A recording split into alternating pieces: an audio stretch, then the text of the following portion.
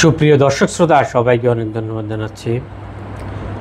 আজকে একটা গুরুত্বপূর্ণ বিষয়ে কথা বলবো, সেটা হচ্ছে বর্তমানে বাংলাদেশের রাজনীতিতে একটা বিষয় নিয়ে খুবই বিতর্ক হচ্ছে। Most of the political party without BNP ছাড়া প্রায় অধিকাংশ রাজনৈতিক দল চাচ্ছে যে পিআর সিস্টেমে, মানে প্রফেশনাল রিপ্রেজেন্টেটিভ, মানে রিপ্রেজেন্টেশন যেটাকে বলা হয়, সে সিস্টেমে নির্বাচন।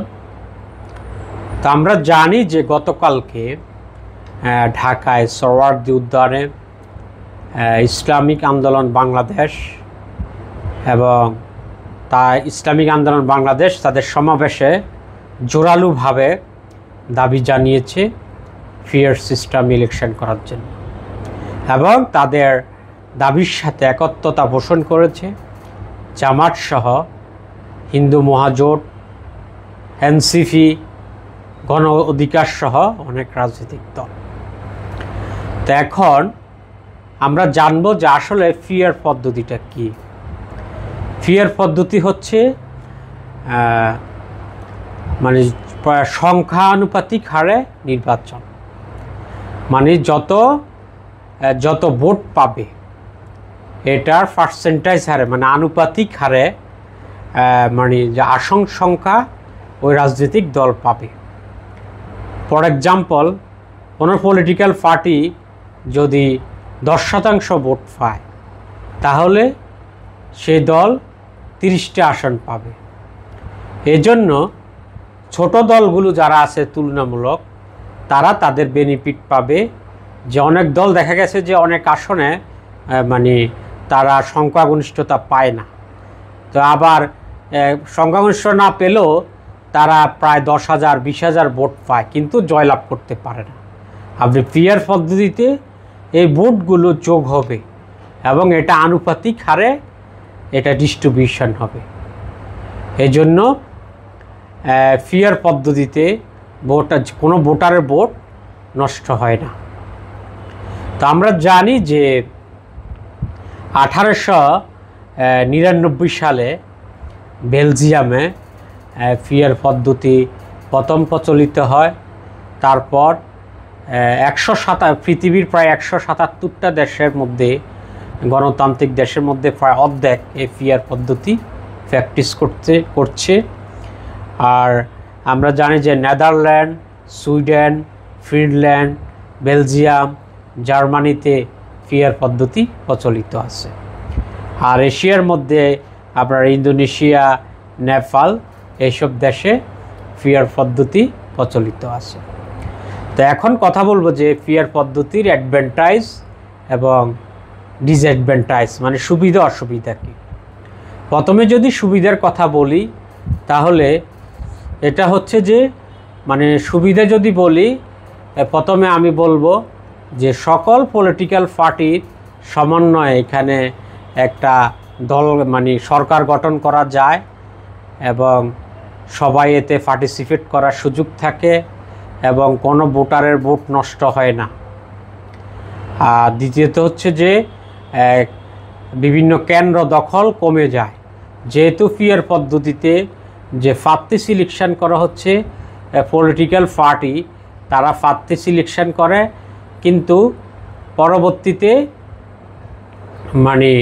পরবর্তীতে পাশ করার পরে তারা আসন দিয়ে দেয়। এজন্য কোনো নির্দিষ্ট আসনের যে প্রার্থী সে তো বুঝবে না যে সে কি তার দল যদি পাশ হয় সে এমপি হতে পারবে কি না। এই জন্য বাংলাদেশের মতো দেশে যেখানে কেন্দ্র দখল হয়, এসব দেশে পিআর পদ্ধতি ভালো। তাহলে একজন প্রার্থী অনেক কষ্ট করে বা বিভিন্ন কর্মীদেরকে শোডাউন করে কেন্দ্র দখলের করার মতো ঝুঁকি সে নিবে না, বা অনেক ক্ষেত্রে কমে যাবে। আর যদি ডিসঅ্যাডভান্টেজ, যদি অসুবিধার কথা বলি, অনেক সময় দেখা যায় যে অসুবিধা যদি অনেকে যদি ক্রিটিসিজম করে, যে অনেক সময় দেখা যায় যে অনেক সময় সরকার গঠনের ক্ষেত্রে, অনেক সময় কোয়ালিশন সরকারের ক্ষেত্রে অনেক দলকে মানে একমতে আনা যায় না। অনেক ক্ষেত্রে আবার কোনো সরকার যদি কোনো সিদ্ধান্ত নেয়, আবার কোয়ালিশনের অন্য পার্টির যে শরিকরা আছে তারা অনেক সময় তাতে বেটু দেয় এবং সরকার থেকে বেরিয়ে যায়। এজন্য অনেক সময় একটা অচল অবস্থা তৈরি হয় এতে। এটা একটা অনেকে যারা ক্রিটিক আছে পিআর পদ্ধতি তারা এই বিষয়টা বলে। তা আমি ব্যক্তিগতভাবে মনে করি যে বাংলাদেশের মতো দেশে বা বর্তমান সিচুয়েশানে পিআর পদ্ধতি হতে পারে একটা সলিউশন।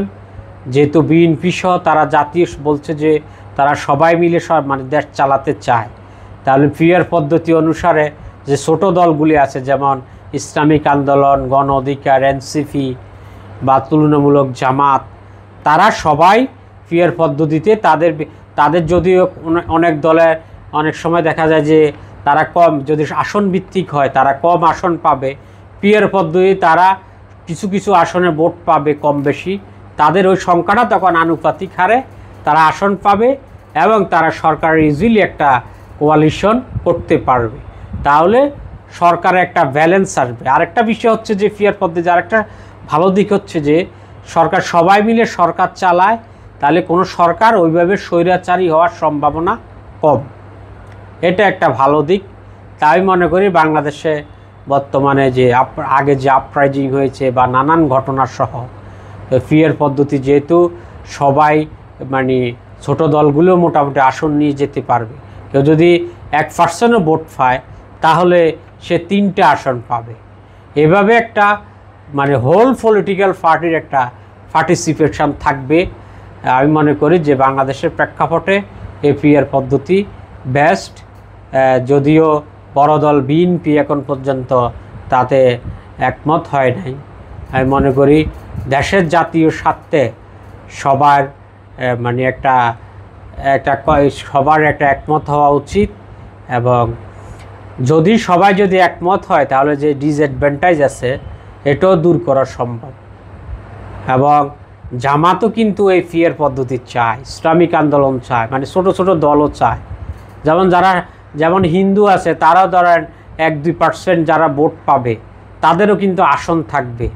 মানে তাহলে কোনো দেশ মানে একটা ফ্যাসিজম বা একটা স্বৈরাচারের দিকে কোনো সরকার পিআর পদ্ধতি একটা লাগাম টেনে ধরতে পারবে। তো সবাইকে অনেক ধন্যবাদ। আসসালামু আলাইকুম।